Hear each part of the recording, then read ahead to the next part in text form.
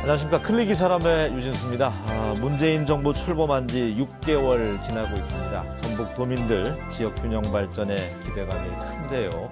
오늘 이와 관련해서 참여정부에서 정책실장을 역임했던 한림대 사회과학부 성경용 교수와 함께 이야기 나눠보겠습니다. 어서 오십시오. 네, 안녕하십니까. 먼 발걸음 해주셔서 감사합니다. 네. 예. 전북 지역은 처음은 아니시죠? 전북 지역은 뭐 제가 예전에 그 국가균형발전위원장 할 때부터 전국에서 가장 많이 방문한 곳이고 예. 제가 늘 마음속으로는 우리 고향 같다 그런 생각을 하고 있습니다. 고향하고 좀 비슷한지 모르겠습니다. 비슷합니다. 저희 고향은 경남 진주라는 곳인데 예. 도시 이미지가 늘 이렇게 뭐 교육 문화 이렇게 비슷하고요.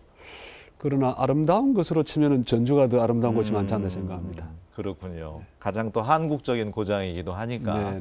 이번 방문 목적 역시 완주군에서 지역 네. 균형 발전 포럼이 있으셔서 오셨다고요? 네, 그렇습니다. 예. 네.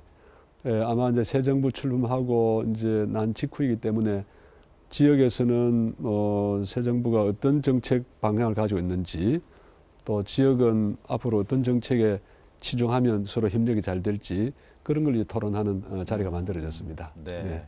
아직 정권 초기 단계이기는 한데 새 정부 그 국정 수행 지지율이 70%에 육박하고 있습니다.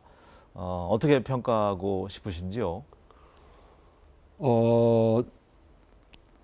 그 정도 이렇게 높은 지지율이 장기간 나오리라고 사실 예상을 못했기 때문에 예. 뭐 대단히 좀 놀라운 점도 있고 또 감사하기도 하고 그런데 어떻게 그렇게 70% 전후한 지지율이 계속 나올까 하는 걸 생각해 보면 역시 이 문재인 정부가 국민들이 무엇을 원하는지 또 어디에 국정 과제에 우선순위를 두어야 하는지에 대해서 예. 정확하게 판단하고 그 방향으로 때로는 속도감 있게 때로는 또 신중하게 이렇게 일을 하고 있기 때문에 거기에 대해서 국민들이 이 정도 하면 되겠다, 잘 하고 있다 하는 아마 그런 긍정적 평가를 하시는 게 아닌가 그런 의미에서 힘을 많이 실어주고 있다고 볼 수도 있고요. 네. 또 일을 좀 제대로 지금 하는 기조로 좀 제대로 좀 계속 잘해달라 뭐 그런 기대도 있지 않겠나 이렇게 생각합니다. 오히려 더 잘하라는 뜻일 수도 있고 네. 이면에는 그렇습니다. 최저임금 1만 원 완성이랄지 비정규직 축소 같은 정책에 많은 힘을 쏟아붓고 있습니다. 그런데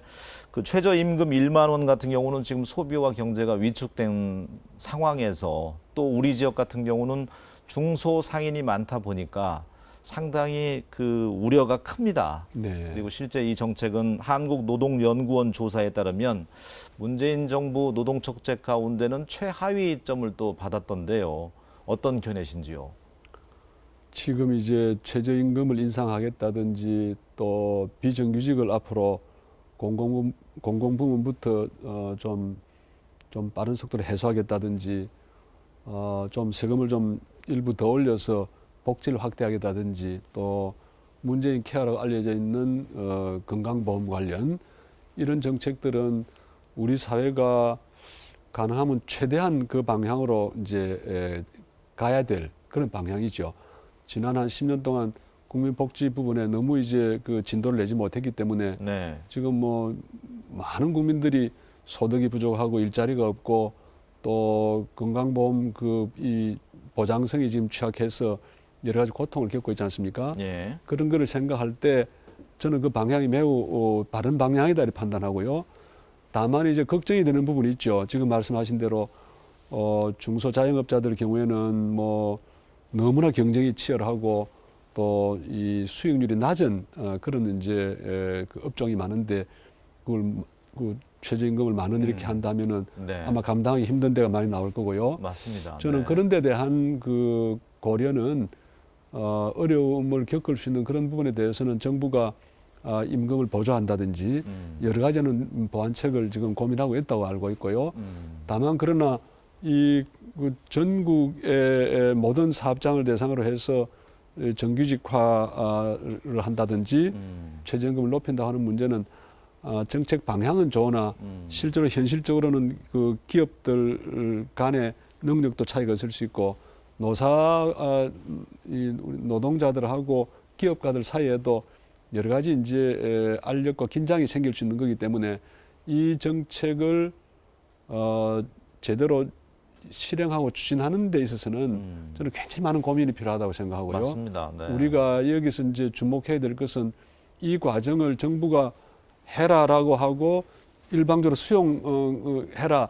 이거는 굉장히 어려운 거고 이 방향으로 갑시다라고 제안하고 이 방향으로 가면 뭐가 좋아집니다라는 것을 알리고 이 과정에서 정책의 방향과 목표에 대해서 저는 처음부터 사회적 대화, 노사정을 비롯해서 노사정민, 시민사회까지 참여하는 그런 사회적 대화의 어떤 프로세스가 출발이 돼서 가야 된다고 옳고요, 보고요.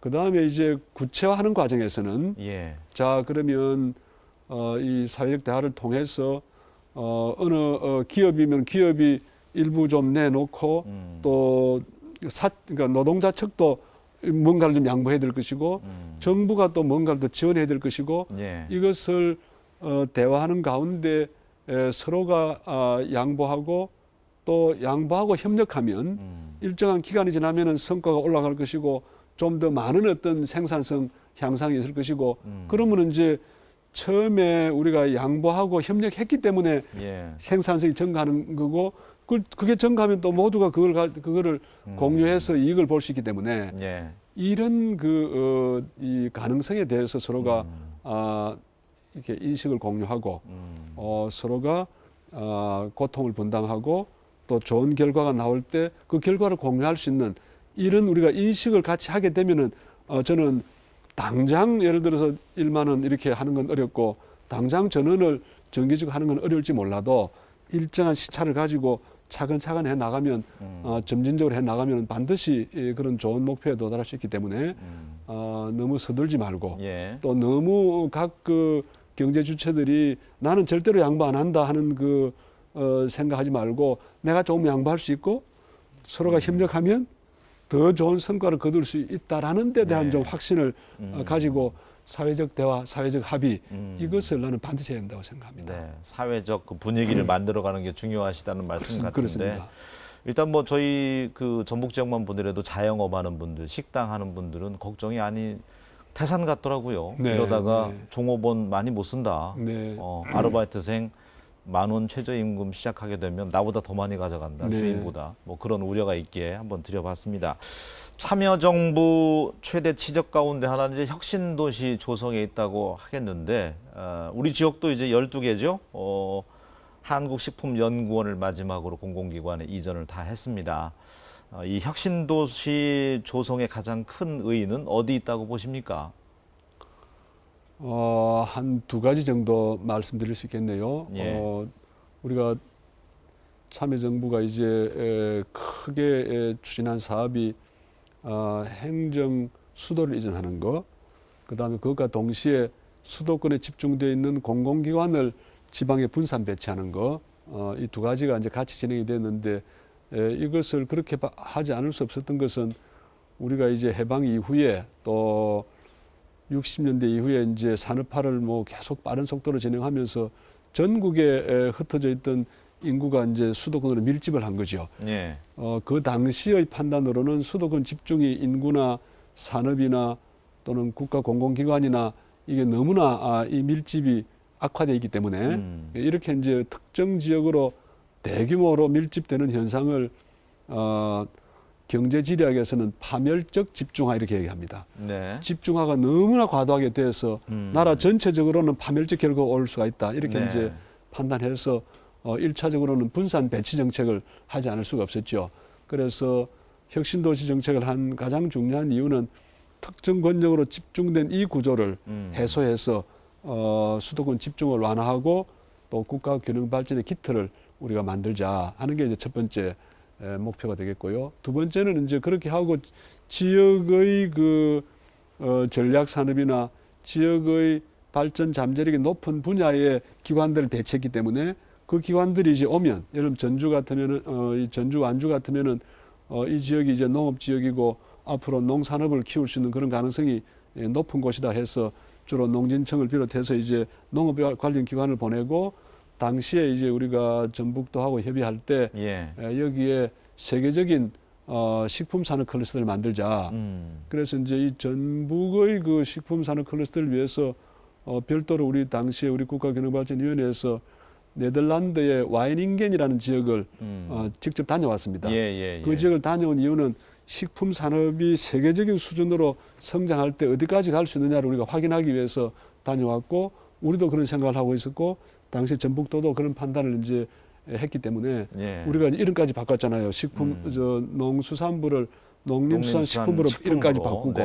그래서 한번 제대로 단순히 농사를 짓는 거를 넘어서서 그것을 식품을 가공하고 연구 개발을 결합시키고, 거기에 이제 다양한 형태의 유통과 어떤 지역 이 관광 등등이 체험 관광 등등이 결합될 수 있도록 하면은 그거야말로 전라북도 지역에 가장 그 필요한 센터가 될 수 있겠다라는 이제 생각을 했고요.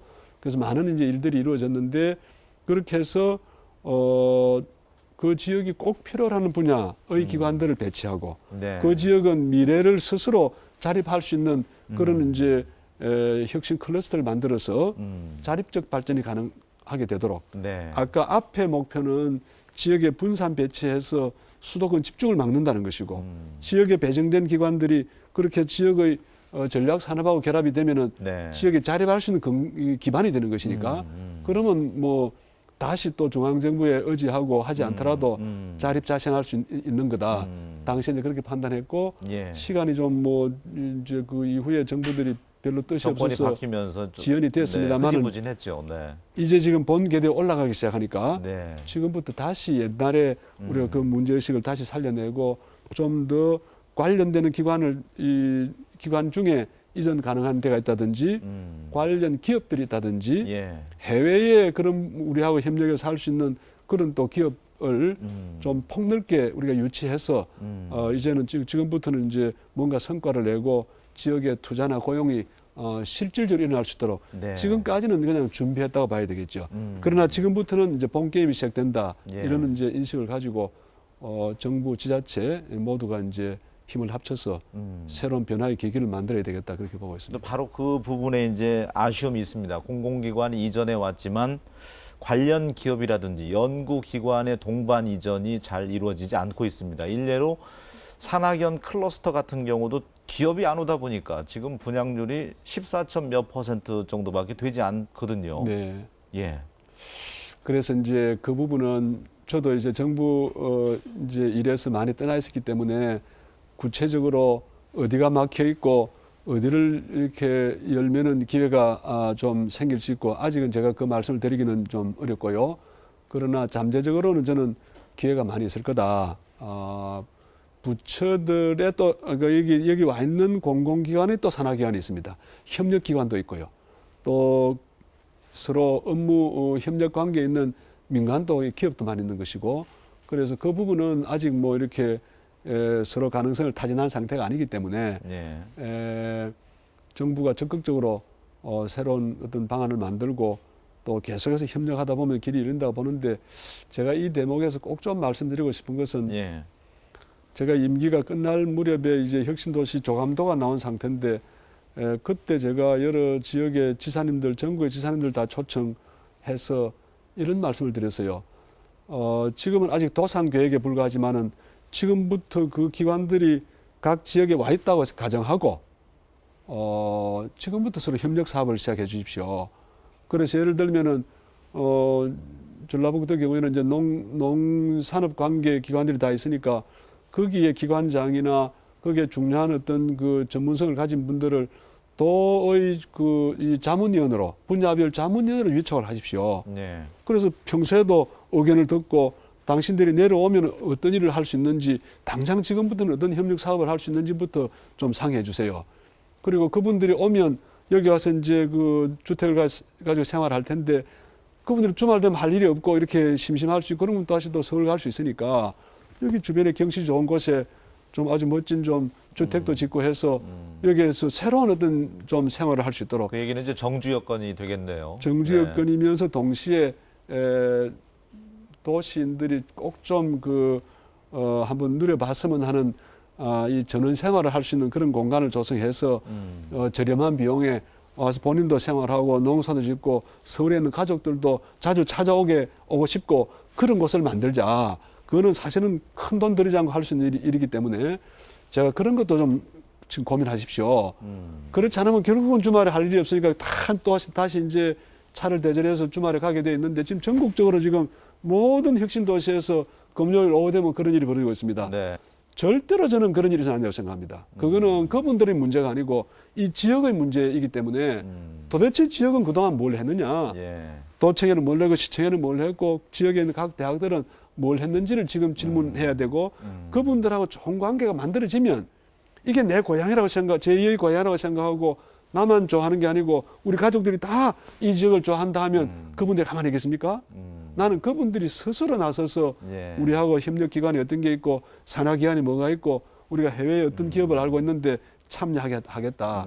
같이 발전 알겠습니다. 계획을 공동으로 세우면 예. 저는 길이 열린다 생각합니다. 예, 말씀처럼 뭐 저희도 그 대동소이합니다. 타 혁신도시 못지않게 금요일 되면 이제 떠나기도 하고 그렇습니까? 이곳에 와 네. 있는 지금 국민연금공단 같은 경우는 아직도 회의를 서울에서 한다고 하니까 네. 고민들은 참 서운한 마음 이루 감출 길이 없는데 그러다 보니까 일각에서는 그런 이야기도 나와요. 공공기관이 지역에 이전해 와서 어느 정도 지역과 상생하느냐, 또 공공기관장이 어느 정도 지역에 기여하느냐, 그 평가 항목을 만들어서 아예 정관을 변경하더라도 그런 점을 좀 어느 정도 기여하느냐에 따라서 평가를 좀 매겨보면 어떨까. 워낙 이게 상생 협력이 의지가 없다 보니까요. 네. 어떻습니까? 네, 뭐 그것 하나의 방법이 되겠지만은 예.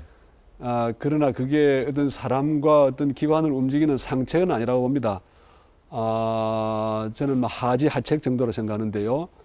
정말 상책은 이 기관의 공공기관 이전을 통해서 내려와 있는 기관과 그 기관의 종사자들이 이 지역에 대화할 사람이 많아지고 이 지역에 내가 가진 전문성을 조금이라도 기여할 수 있고 여기에 내 생활 근거지가 있어서 이 동네를 사랑하고 이 지역의 사람들과 친해지면 다 해결될 문제인데 지금 전국의 어떤 지역도 그렇게 하는 데가 없습니다.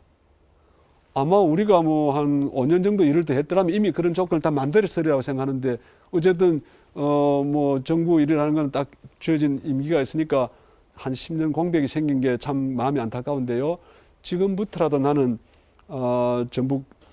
전북도와 또 전주시, 완주시 우선 좀 나서 주시고 예. 그런 조건을 만들어 주시고 그걸 해 나가는데도 만약에 기관들이 움직이지 않는다라고 하면은 우리가 원하는 대통령이 지금 탄생하지 않습니까? 예. 우리 전북도민이나 우리 전국의 그 문재인 정부가 탄생하도록 마음을 모은 많은 분들이 계시고 그걸 하겠다는 정부가 나왔기 때문에 그런 정부가 지역에서 이렇게 열심히 노력하고 있는데 기관들이 움직이지 않는다라고 하면은 그 보고 있겠습니까? 예. 나는 절대로 그런 용이 되지 않으리라고 생각합니다. 그러니까 제도를 만들어서 해야 될 것도 있는데 그러고도 안 되면 제도를 만들어야 되겠죠. 예. 그러나 그 이전에 지금 지역이 먼저 움직여서 그분들하고 협력하고 그분들을 우대하고 사람 대접을 제대로 하고 여건을 만들고 그렇게 하면서 이제 그 정부가 좀 뒤에서 지원하도록 그렇게 되면은 나는 좋은 변화가 있으리라 생각하고요. 제가 최근에 듣기로는 지역발전위원회 산하에 혁신도시 특별위원회를 만들어서 이 문제를 좀 제대로 챙기겠다 이렇게 지금 계획을 하고 있다 하니까요. 네, 네. 아마 뭐 여러 가지 긍정적인 변화가 좀 생기지 않겠습니까? 네. 혁신도시 이제 시즌 2 또 준비하고 있다고 하는데 네. 그 핵심은 어떤 게 될 것인가요? 물론 이제 기업이 더 지역으로 좀 내려갈 수 있도록 그런 목표가 좀 담겨 있겠죠. 혁신도시 시즌 2는 이제 문재인 대통령이 그 예. 대선 기간 중에 예. 그렇게 하겠다고 이제 여러 번 의사를 표명하시기 때문에 뭐 큰 줄기는 다 잡혀 있고요. 그 안에 이제 진행돼야 될 여러 일들은 아마 각 지역별로 여러분 전북 같으면 전북 전체의 어떤 발전 계획이 있을 것이고 또 혁신도시하고 어떻게 연계해서 앞으로 발전 전략을 짤 것인가 하는 게 되어 있을 텐데 1차적으로 그걸 점검해야 되겠죠. 예. 이래서 도의 어떤 종합발전 계획과 혁신도 발전 전략을 잘 결합해서 혁신도시가 중요한 기여를 하도록 그렇게 이제 방향이 설정돼야 될 것이고 혁신도시 안에만 혁신도시에만 우리가 초점을 두고 본다면은 자 이게 혁신도시 앞으로 미래 비전이 어떻게 되어 있는데 이 비전을 실현하기 위해서 현재 여기에 배치된 기관으로 충분한가? 뭔가 어떤 기관이 더 추가 배치되거나 어떤 기업들이 오면 좋을지, 심지어는 해외에 예를 들면 식품 산업이다 뭐다 할 때 해외에 우리가 어떤 투자를 유치하면 어떤 게 좋을까를 다 검토한 다음에 네. 그다음에 지역의 대학이나 지역의 여타 기업하고 산학연 협력 체계가 어떻게 짜여져야 되는지를 검토하고 예. 요게 다 점검이 되면 이거를 하나하나 채워 넣는 그런 작업을 앞으로 몇 년 동안 해야 되겠죠. 한 해 6천 명에 가까운 젊은이들이 이 지역을 떠나고 있습니다. 물론 일자리 때문이겠지만요. 참여정부 때 혁신도시 조성도 지방 분권을 위해서 이제 시작을 했던 것이고요. 산업특구도 마찬가지고 또 산업단지도 마찬가지인데 아직까지는 이렇다 할 성과가 안 나오고 있습니다. 성과라고 하기에는 턱없이 부족할 정도로 식품산업 클러스터 말씀하셨지만 29%밖에 지금 분양이 안 돼서 터덕거리고 있는데 수도권 규제 완화가 이제 찬물을 끼얹었다고 요인으로 볼 수 있는데 이렇듯 기업 유치가 좀 왕성하게 되고 소규모 자치단체가 자족도시로 만들기 위해서 쏟아낸 정책들이 결국 실질적인 효과를 보지 못했단 말이죠. 문재인 정부에서 참여정부의 그런 정책들을 바라보면서 반면교사로 여겨야 될 게 있다면 어떤 게 있을까요? 우선 우리 이제 현대사에서 균형 발전을 본격적으로 해야 되겠다라고 한 거는 뭐 제가 김대중 정부 때도 좀 위원회에 참여했는데 그때는 이제 문제의식이 있었지만은 외환위기 극복이라는 것 때문에 별로 진도를 내지 못했습니다. 예. 본격적으로는 참여정부 5년 동안 이제 일을 하고 그 이후에 이후 정부가 10년 동안 거기에 이렇게 역행하는 정책들을 하지 않습니까? 제일 이제 심각한 문제가 수도권 규제 완화 같은 거죠. 지역이 자생적인 여건을 갖추지 못한 상태에서 참여정부는 그 여건을 만들려고 했고 예. 그게 여건이 갖추지 않은 상태에서 행정 수도 정책을 무산시키려고 했고요. 그러니까 혁신도시 정책도 한 2, 3년 자연히 2, 3년 동안 이제 연기가 됐는데다가 예. 수도권 이제 규제 완화 조치를 했기 때문에 이거를 도무지 막기 힘든 상태까지 온 거죠. 지금 네. 우리가 그런 상황에 지금 와 있는 건데 네. 앞으로 어떻게 될 것이냐. 수도권 규제 완화를 너무 지금 많이 해놨기 때문에 예. 이거를 지금 복원한다. 이거는 뭐 굉장히 수도권 갈등이 또 유발되는 거기 때문에 쉽지 않다고 봅니다. 당시에 뭐 추진하고 저는 만드셨던 국가식품 클러스터도 특별법 제정되지 않는 이상 다시 살아날 기미가 안 보입니다, 사실. 저는 그래서 예. 수도권 규제 이미 풀린 규제를 다시 담기가 생각보다 어렵기 때문에 예. 현재의 그 제도라도 타이트하게 관리하고 대신에 지역별로 지역의 어떤 특화 산업 육성에 대한 계획을 제대로 세우고 여기에 지역에 가진 자원을 집중하고 할 때 그거를 중앙정부가 그 핵심 전략 산업을 키우는 거는 좀 집중적으로 여기에 지원할 수 있도록 필요하면 무슨 특별법을 만든다든지 별도의 그 특별 예산을 특별 회계에 반영시킨다든지 하는 좀 특단의 조치를 취하지 않으면은 수도권이 흡인하는 이미 규제의 뚝을 무너뜨렸기 때문에 수도권이 흡인하는 힘이 너무 강해서 예. 백약이 무효다. 아무리 지역이 해도 어느 것도 할 수 없는 그런 현재는 그런 지금 빈사 상태에 와 있기 때문에 예.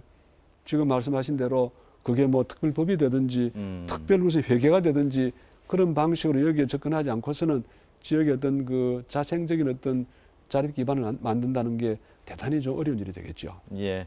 자, 오늘 우리 지역도 완주군을 찾아서 지역 균형 발전 또 포럼 때문에 찾아오셨는데 그 어느 때보다도 지역 균형 발전에 대해서 희망을 안고 있는 우리 전북 도민들에게 한 말씀 남겨주시는 것으로 이 자리는 또 마감토록 하겠습니다. 예. 예전에 이제 참여정부가 탄생할 때도 우리 전북 도민들의 여러 가지 정치적인 판단과 또 그 자신의 소중한 한 표를 여기에 결집시켜서 정부를 탄생시키는 큰 일을 이렇게 하셨고요. 이번에 문재인 정부가 탄생하는데도 가장 많은 기여를 하시고 또 늘 이제 나라가 어느 길로 가야 이렇게 올바른 것인가에 대해서 늘 큰 고민을 하시고 예. 계시기 때문에 뭐 저희들은 그동안에 뭐 지역 정책도 정부 일을 이렇게 하면서 항상 이 전북 지역에 대해서는 그런 감사한 마음을 가지고 있습니다. 이번 자리에도 그런 감사한 마음을 좀 전하고 싶고요. 예. 오늘 이제 혁신도시다, 이 지역의 어떤 전략 산업이다, 앞으로 지역이 자립할 수 있는 그런 조건을 만드는데 뭐가 필요한가, 뭐 작은 과제, 큰 과제 많이 있는데 실제로는 뭐 큰 과제가 참 많이 있죠. 예. 정부가 바뀌었기 때문에 그런 큰 과제를 잘 짚어서 지역에 대한 지원이 제대로 이루어지도록 그렇게 해야 될 것 같고요. 안에 이제 내용을 채우는 거는 이제 이 지역에서 스스로 나서서 해야 되는데, 저는 개인적으로 전라북도가 이미 그런 이 지역을 이렇게 세우는데 여러 가지 중요한 실험을 많이 해왔다고 생각합니다. 오늘 점심을 여기 그 완주에 있는 그 혁신도시 안에 있는 완주 로컬 푸드 그 직매장 거기 식당에서 이제 식사를 했는데, 예를 들면 그동안에 완주군이 해왔던 것은 도농을 음식으로 안전한 음식으로 도농을 연결시키는 그런 우리 국가적인 실험을 해봤고요. 예. 여기 이제 순창 같으면 무슨 장류 산업을 키운다든지, 고창에는 또 무슨 복분자를 통해서 그걸 6차 산업을 키운다든지, 또 뭐 전주 한옥마을, 대한민국 어디에 내놔도 앞으로 지역을 특색 있게 만들고 스스로 일어설 수 있고 우리 지역 발전의 희망을 지역 내부에서 만들어 왔기 때문에, 저는 다른 어떤 지역보다도 전라북도가 많은 가능성을 안고 있다. 네. 스스로 자신이 일어설 수 있는 자신의 지혜를 만들고 있기 때문에 이 점에 대해서 대단히 높게 평가하고요.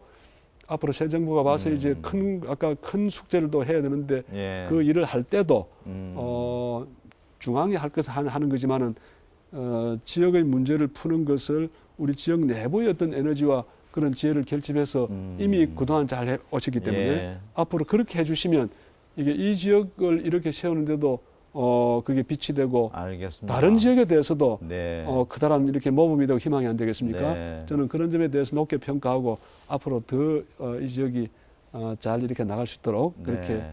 기대하고 또 할 수 있는 또 역할을 한번 해보겠습니다. 어느 보고에 보면 앞으로 30년 뒤에는 작은 소도시들 한 80여 개 가까이가 이제 소멸될지도 모른다고 하는데, 우리 고장 방문해 보시니까 자족 도시로서의 그래도 희망이 있다, 그런 말씀을 해주시는 것 같아서 좀 든든하게 여겨지는 것 같습니다. 저는 전북의 여러 도시와 마을들이 가장 희망이 있다고 생각합니다. 알겠습니다. 예. 일선에서는 은퇴하셔서도 학자로서 또 좋은 해안 많이 정책에 담아질 수 있도록 내주셨으면 좋겠습니다. 오늘 함께 해주셔서 고맙습니다. 네, 감사합니다.